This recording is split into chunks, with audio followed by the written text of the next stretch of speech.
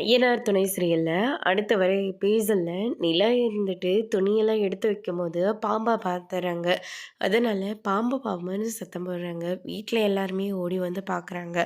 கதவு லாக் ஆகிக்கிறதுனால கதவை லாக் ஆகிடுங்க, உள்ளே வந்து தான் பார்க்க முடியும் அப்படின்ற மாதிரி சொன்னதுனால நிலாவும் ஒரு வழியாக கதவை ஓப்பன் பண்ணிடுறாங்க.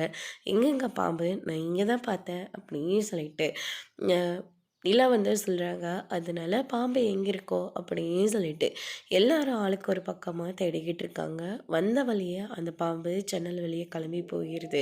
அதுக்கு அடுத்ததாக நம்ம நிலா வந்து பாம்பு இருக்கிறதுனால ரொம்பவே பயப்படுறதுனால சோழன் இருந்துட்டு வீடு ரொம்பவே அலங்கோலமாக இருக்குது, வீட்டை சரி பண்ணுவோம் அப்படின்னு சொல்லிட்டு வீட்டு வேலையை கையில் எடுக்கிறாங்க.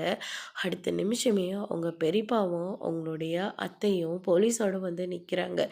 இந்த வீட்டு மேலே எங்களுக்கு பங்கு இருக்குன்னு சொல்லி கோர்ட்டில் கேஸ் கொடுத்துருக்கோம்.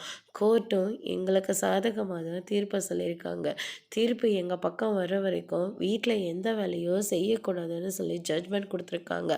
மீறி செஞ்சால் வீட்டை இழுத்த முடி சீல் வைக்க சொல்லியிருக்காங்க. அதனால் இழுத்த முடி சீல் வைங்க அப்படின்ற மாதிரி சொல்லிடுறாங்க.